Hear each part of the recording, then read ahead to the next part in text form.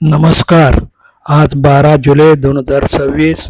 आज आपण भटकंतीसाठी रत्नागिरी एरिया निवडलेला आहे. काल आपण पाचलमध्ये होतो आणि पाचलच्या आजूबाजूचा परिसर आपण पाहिला. गांगणचं गाव घर पाहिलं आणि ते पाहून आम्ही रत्नागिरीला रात्री आलो आणि रत्नागिरीला आम्ही हॉटेल कंदीलमध्ये वास्तव्य केलं. सुमारच हॉटेल होतं, पण ठीक आहे, एक रात्र निघाली आमची तिथे. आणि ते पाहून आम्ही आता रत्नदुर्ग किल्ला पाहण्यासाठी निघालो. एक रिक्षा बुक केली. रिक्षा एक 300 रुपयामध्ये आम्हाला हा किल्ला आणि भाटे बीचपर्यंत तो आम्हाला नेऊन सोडणार, या हिशोबाने आम्ही ती रिक्षा केली आणि हे दुर्ग हा किल्ला पाहण्यासाठी आम्ही इकडे आलो. इथे हे कान्होजी आंग्रेंचं स्मारक आहे बांधलेलं. पाठीमागे तटबंदी दिसते आपल्याला फ्लॅग लावलेली. त्या तटबंदीवरनं तुम्ही फिरू शकता, पण आम्ही वयस्कर असल्यामुळे आम्ही काय तिथे त्या भानगडीत पडलो नाही आणि फक्त हे भगवती मंदिरात आम्ही दर्शन घेतलं आणि परतीला लागलो पुढे. पण भगवती मंदिर हे ह्या मंदिरावरनं ह्या दुर्गाला भगवती किल्लासुद्धा असं संबोधतात. त्यामुळे जास्त विशेष असा ह्या किल्ल्याला इतिहास नाही आहे गुगलवर. आणि छान असं मंदिर आहे भगवती मंदिर. भगवती मंदिर एक माझ्या देवगडात सुद्धा आहे, मुणग्यामध्ये. छान असं मंदिर या देवीचं आहे. तिथे सुद्धा निवासाची सोय आहे तिथे छानपैकी. आणि इथे आम्हाला आमचा चौथा मित्र, जो आम्ही एकाच एस्टॅब्लिशमेंटमध्ये एकाच वेळी चौघही आम्ही कामाला लागलो होतो, ते दीपक जगे आणि त्याची फॅमिली आम्हाला तिथे भेटली. खूप बरं वाटलं आणि आम्ही तिथे थोडंसं त्यांच्याशी संभाषण करून आम्ही पुढच्या मार्गाला लागलो. परंतु दीपक जगे अनपेक्षित भेटल्यामुळे एक वेगळाच आनंद मिळाला आणि त्याच्याबरोबर त्याची संपूर्ण फॅमिली, मुलगा मुलगी, सून आणि त्याचा मेवणा आणि त्याची फॅमिली, असे एकंदरीत आम्ही 8-10 जण तिथे भेटलो आणि छान असा सुंदर असा हा दिवस झाला. तिथून परतताना हे समोर आपल्याला दिसते ते शिवसृष्टी आताचं बांधलेलं एक सुंदर असं छोटेखानी प्रदर्शन आहे.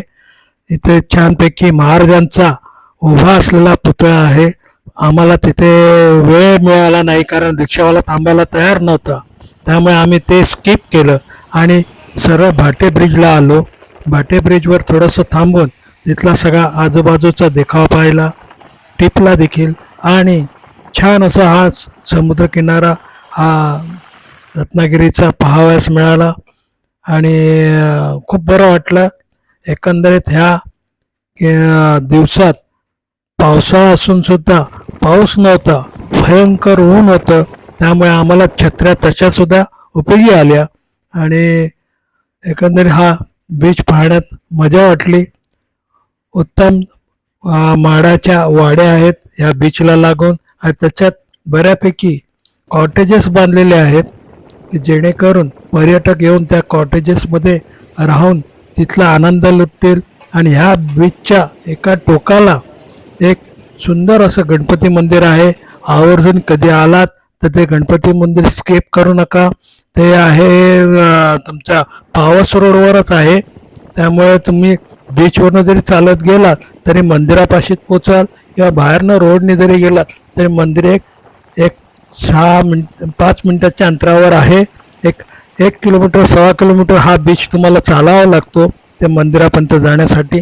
आणि सुंदर असं ह्या माडाच्या वाड्या आहेत, त्यामुळे त्या सावलीतून पण तुम्ही चालू शकता किंवा बीचवरनं चालू शकता. आम्ही बीचवरनं चाललो आणि तिथे हे झरी विनायक मंदिर हे आम्ही पाहून घेतलं. अतिशय सुरेख असं मंदिर आहे. सुंदर कमानीचा गेट बांधलेला आहे जांभ्या दगडामध्ये आणि अतिशय सुरेख हे मंदिर. स्किप करू नका. कधी आलात तर नक्की आवर्जून ह्या मंदिराला भेट द्या. त्याच्या म्हणजे ते एक युनिक स्टाईलमध्ये बांधलेलं मंदिर आहे. म्हणजे त्याच्या बेसमेंटमध्ये असा हा माशांचा एक टँक बांधलेला आहे छानपैकी. त्याच्यामध्ये पांढरे आणि काळे असे शार्प मासे पाळलेले आहेत त्यांनी. आणि खूप व्यवस्थित मेंटेन केलेलं आहे हे मंदिर. अजून डेव्हलपमेंट चालू आहे या मंदिरामध्ये. त्यामुळे पुढे देखील आपल्याला परत आलो तर काहीतरी वेगळं बघायला मिळेल या आशेने मी तिथून आम्ही पुढे परत रत्नागिरी स्टँडला आम्ही रिक्षा केली एक 50-60 रुपयाची. आणि रत्नागिरीवरनं आम्ही मग पावससाठी निघालो. पावस देखील पाहायचं होतं आम्हाला. आणि सुंदर असं स्वरूपानंदांचं मठ आहे तिथे, पण त्याला समाधी मंदिर असं संबोधतात.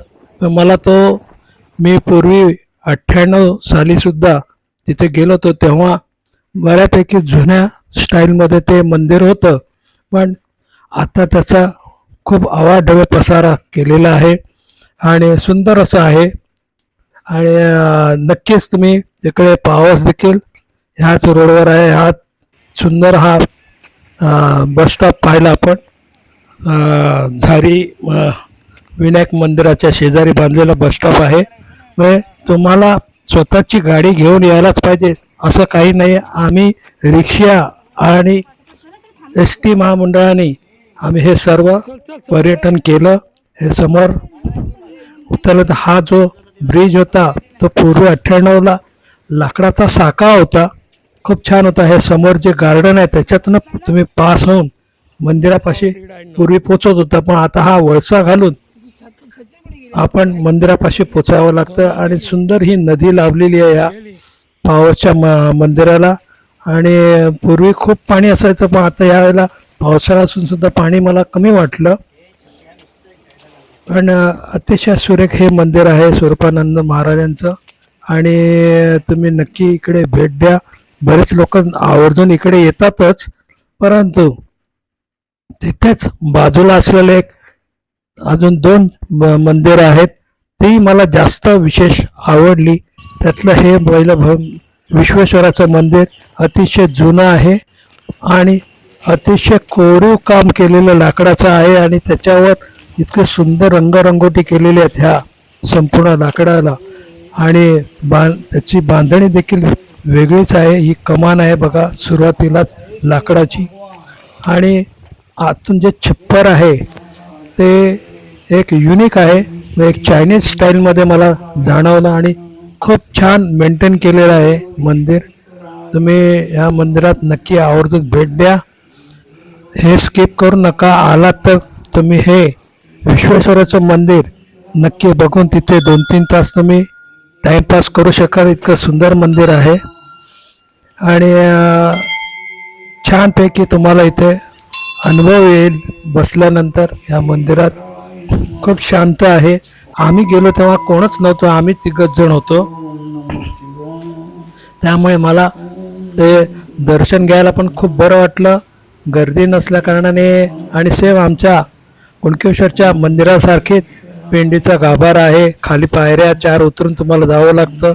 हा गणपती देखील सुंदर आहे. त्याची सोड अशी उडत्या आकाराची आहे, त्यामुळे मला खूप विशेष आवडला. सहसा अशी सोड अशी बॉडीला चिकटली असते आणि ही सोड अशी हवेत असल्याकडे खूप छान वाटलं. छत सुंदर आहे, रंगरंगोटी देवळाच्या ह्याच्यावर खांबांवर खूप छान केलेली आहे. आज देखील व्यवस्थित मेंटेन केलं, त्यामुळे या गावाला मानावं लागेल की त्यांनी हे व्यवस्थित जपलेलं आहे मंदिर. आणि हे मंदिर आम्ही पाहून एक अर्धा-पाऊण तास आम्ही तिथे वेळ घालवला. बाजूला विहीरसुद्धा होती या मंदिराची, सुंदर अशी विहीर पण आम्ही पाहिली. आणि एकंदरीत हे छोटं जरी होतं मंदिर, पण खूप मला तिथे चांगल्या वाईब्स आल्या. बसावंसं वाटलं तिथे बराच वेळ. पण वेळेचा हे होतं त्यामुळे आम्ही तिथे जास्त थांबता आलं नाही. तरी पाऊण तास आम्ही घालवला. बाजूच्याच एका बागेतनं आम्हाला एक फणस देखील मिळाला रसाळ. तो फणस घेऊन आम्ही मग ते ओझं घेऊन आम्ही पुढच्या प्रवासाला लागलो. पुढचं मंदिर होतं नवलादेवी मंदिर, अतिशय सुरेख. हे करोना कार्यकाळामध्ये हे बांधकामास घेतलं आणि जवळजवळ मागल्या 2 वर्षापूर्वी हे पूर्णत्वास आलं. आणि सुंदर असं हे मंदिर आहे नवलादेवी मातेचं मंदिर. नक्की ह्या दोन मंदिरं तुम्ही स्किप करू नका. पावसला आलात तर हे आवर्जून ही दोन्ही मंदिरं पहा. खूप छान असा त्यांना एरिया मिळालेला आहे. जवळच आहे, वॉकेबल आहे. कोणतीही रिक्षा करायची गरज नाही. पावसचं तुम्ही मंदिर पाहून झालं, मठातून आलात की तुम्ही हे पाठीमागे चालत चालत तुम्ही येऊ शकता.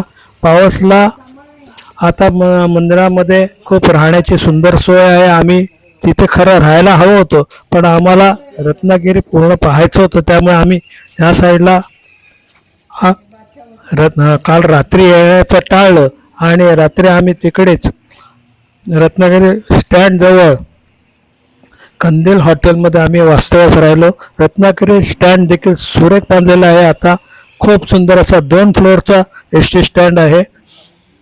शहरी विभागाचा स्टँड वेगळा आणि गाव विभागाचा स्टँड वेगळा, ग्रामस्थांचा वेगळा, बाहेरगावी जाणार आहे. त्यामुळे मला त्यांची अरेंजमेंट खूप सुंदर वाटली. अतिशय सुंदर मेंटेन केलं आहे. हे मंदिरसुद्धा आतून पूर्णपणे सागाने मडवलेलं आहे.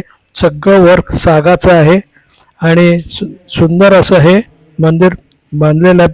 अजून देखील फिनिशिंग पॉईंटला थोडं बहुत राहिलेलं असू शकतं, कारण त्या सागाच्या लाकडांवर पॉलिशिंग झालेलं नव्हतं काही ठिकाणी, त्यामुळे थोडंसं फिनिशिंगचं काम राहिलेलं असं जाणवतं. परंतु अतिशय सुंदर आर्किटेक्चर आहे, व्यवस्थित बांधणी आहे. ज्या वस्तू जिथे हव्यात तिथेच त्या व्यवस्थित साकारलेल्या आहेत त्यांनी. त्यामुळे छान असं हे मंदिरसुद्धा पाहण्यासारखं आहे. स्किप करू नका. कधी आलात तर नक्की या नवलादेवी मंदिर पाहण्यास विसरू नका. नवलादेवी आणि विश्वेश्वरचं मंदिर हे 2 मंदिरं तुम्ही स्किप करू नका. अतिशय सुरेख अशी ही दोन्ही मंदिरं आहेत आणि हे मंदिरं पाहण्यामध्ये मंदिरांमध्ये आज कोकणाला मंदिरांचं तुम्ही शहर म्हणू शकता, कारण कमीत कमी 8 घरामागे एक मंदिर हे कोकणामध्ये आहेच आहे.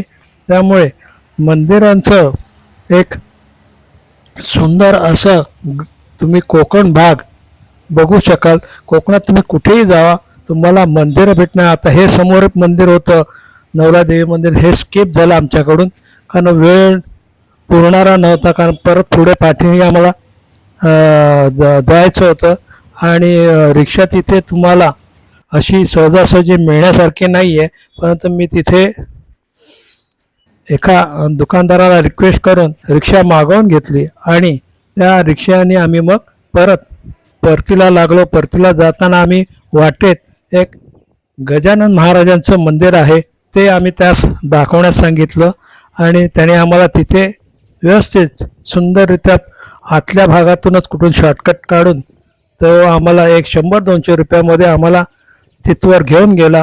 ते सुद्धा मंदिर सुंदर आहे. आवर्जून तुम्ही ते सुद्धा मंदिर तुम्ही पहा आणि खूप सुंदर असं हे पर्यटन आहे रत्नागिरीमध्ये. तुमचा एक अख्खा दिवस व्यवस्थित तुम्ही हा पावसचा एस टी स्टँड किती सुरेख बांधलेला आहे तुम्ही पाहू शकता. कोण म्हणू शकत नाही की हा एस टी स्टँड आहे. आता खरोखर छान अशा ह्या प्रगती करताना दिसतो आहे महाराष्ट्र. गजानन महाराज शेगाव मंदिर गोळप हे त्या गावाचं ठिकाणाचं नाव आहे. त्यामुळे हे लक्षात ठेवा. मी मुद्दाम ते टाईप करून ठेवलं आहे की जेणेकरून लोकांनी हे स्किप करू नये. आणि गजानन महाराजांचं सुंदर असं मंदिर आहे. हे सुद्धा पांढरं शुभ्र रंगावून आतून जांभ्या दगडांनीच छानपैकी गाभारा बांधलेला आहे आणि सुंदर असं हे गजानन महाराजांचं मंदिर पाहण्यासारखं. बाहेर त्या मंदिराला बऱ्यापैकी सुंदर आवार आहे, भलं मोठा आवार आहे आणि तिथे त्यांचा एक चांगला 15-20 फुटाचा हा पुतळा आम्हाला बाहेरनं रोडवरनं लोकांना दिसावा या उद्देशाने त्यांनी तो बांधलेला आहे.